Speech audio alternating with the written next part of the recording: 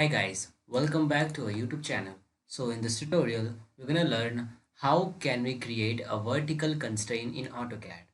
So to create it, we have different objects which is not vertical, little tilt, and to create a vertical constraint in that, to apply it, we just have to click on this parametrics group. Here in this geometric group, we have an option here that is vertical constraint. Just after clicking, you can select the object and this will be applied.